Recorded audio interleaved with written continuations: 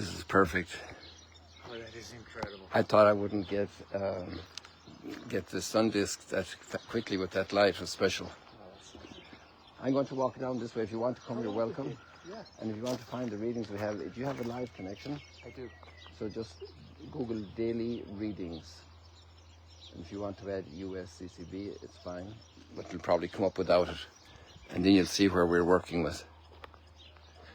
So we've got a couple of groups staying here, and a particular group from Colorado, and then another group that's spread out a bit more.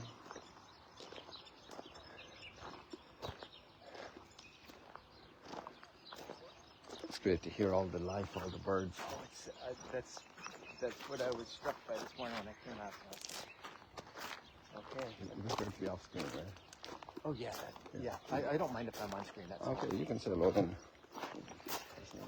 Michael.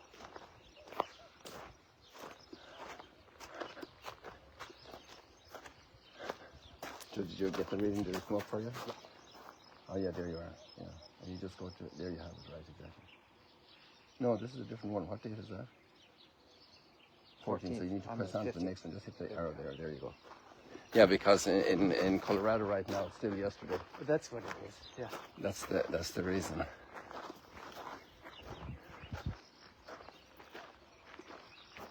What's all that color stuff on the screen? Oh, there are greetings from people. I see that now. From Tana. I saw all those things. It was kind of fading out on the screen further up. So some folks are here on this live stream, Michael, who joined back in the beginning 5 years ago. Not the beginning of creation, but the beginning of this sunrise stroll and chat. So I'll let you say hello to Michael here.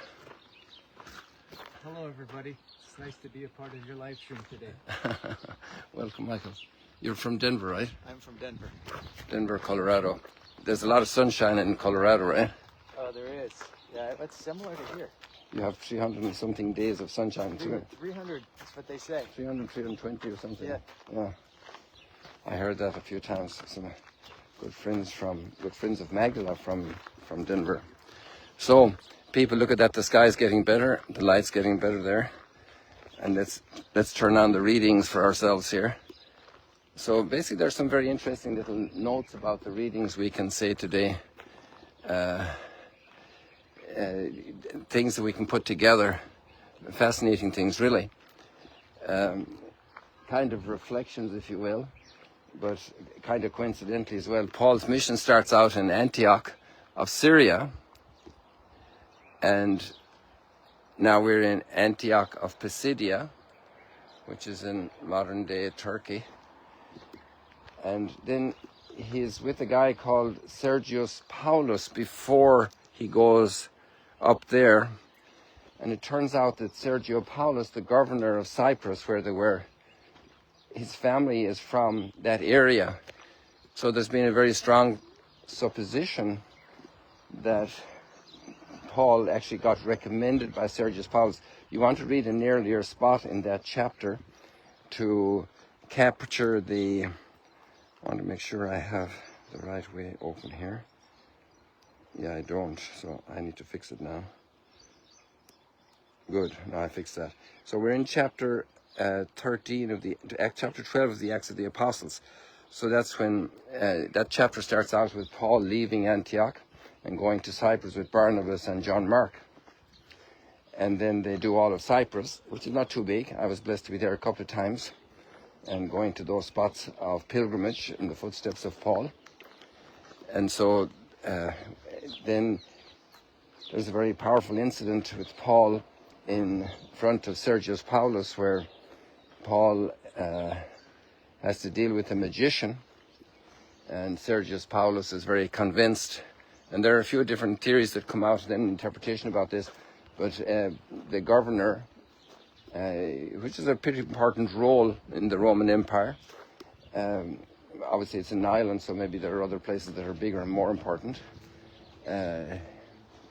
Somebody's asleep here, let's not wake them.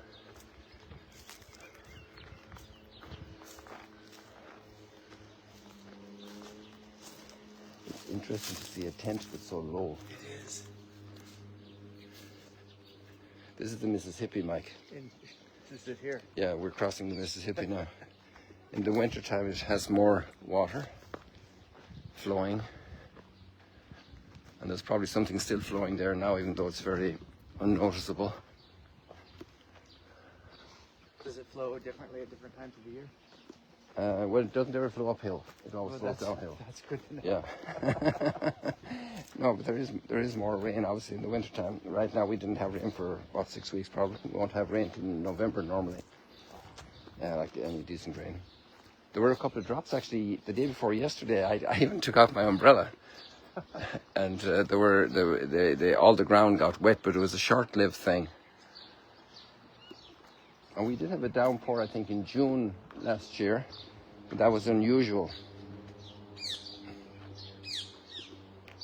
So we can see how the human connection, like why did Paul go from Cyprus to Antioch and Pisidia? Like you just take out the map and look at it, and it seems to be a very reasonable supposition that he went there recommended by Sergius Paulus. And if the governor of Cyprus recommended him, that opened doors for him, and it was easier to have that connection.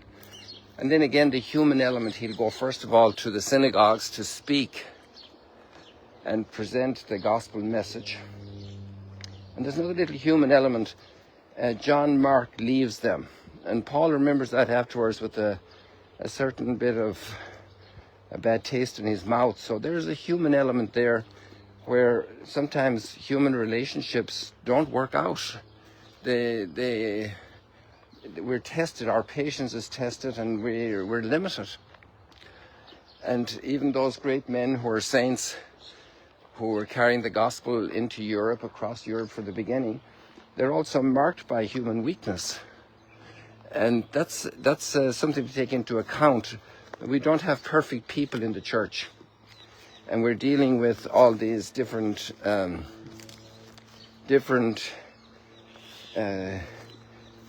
aspects.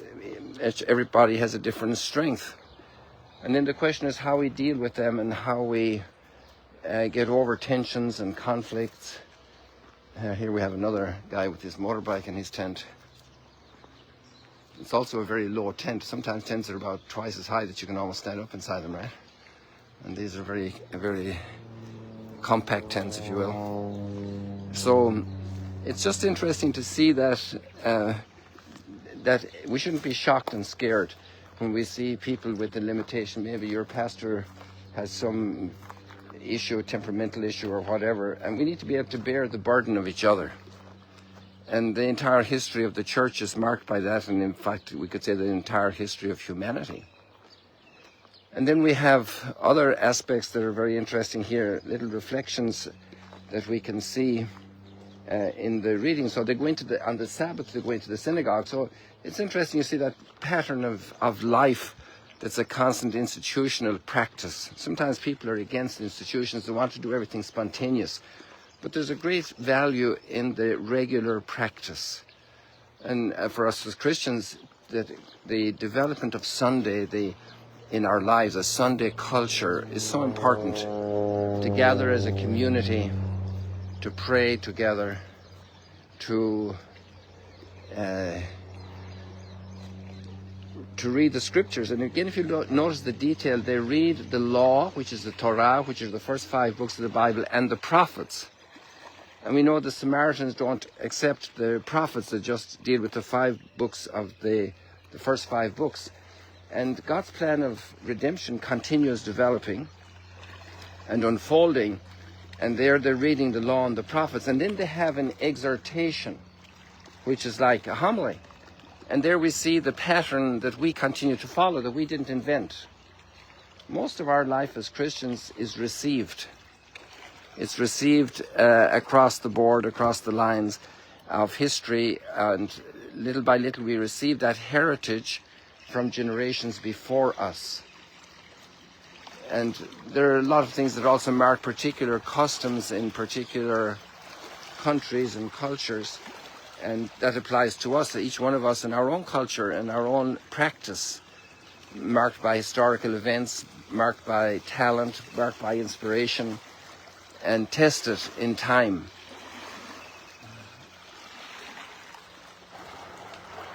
I wonder what's stirring up the water, because there's no boat out there and we don't see the earth moving and shaking. There's no wind of any significance. And yet those waves are coming in. You know, we're in the deepest valley on earth. This is your first time here in the Holy Land? First time in the Holy Land. So I brought you to the deepest, the lowest point of your life so far. You can sink another 200 meters at the Dead Sea.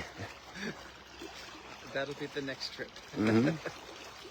So then Paul, in that whole context now, has a lot of things in his favor for announcing the gospel, the story of Jesus. And eventually then the church will have the written accounts in the Gospels. By the time of Paul, they're not there yet. We're talking about maybe the year, I don't know, the mid-40s. Claudius is emperor at this time. And so we're at the beginning, the birth of the church, the Acts of the Apostles, seeing all that happen. And it's interesting when Paul finishes up his text, he says, well, he's talking about David, and the psalm is all about that as well. It's nice to connect the psalm today with the reading. I have found David my servant and anointed him. And you are my Father, my God, my rock, my Savior. The connectedness of David with God, a man after his own heart, after God's own heart. So Paul talks about all of that. But then at the end he says, I'm not worthy to unfasten the sandals of David's son, who was promised to come, an heir from his loins. And what the gospel text is Jesus, who actually washes the feet.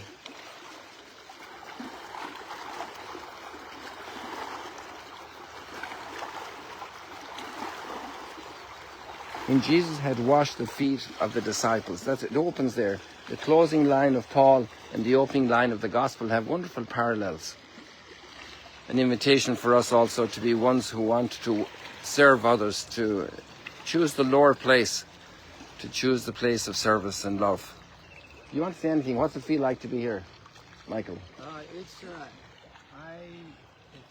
am dumbstruck. Dumbstruck. Being in this space that Jesus walked, being in this place where all of the stories of the gospel come alive, and then all the stories of the Bible come alive. To hear the birds that Jesus heard. They're descendants of the ones. They weren't the same ones. They're not the same ones. It's a good thing. Yeah. So I woke up this morning and I just had a need to come out here and kind of be here myself, see it myself, almost like Thomas. Yes, that's the whole point of pilgrimage. Yeah. Wonderful. So people will do a little selfie moment like we usually do at the end. May the Lord bless you, and see you later, alligators. All the best.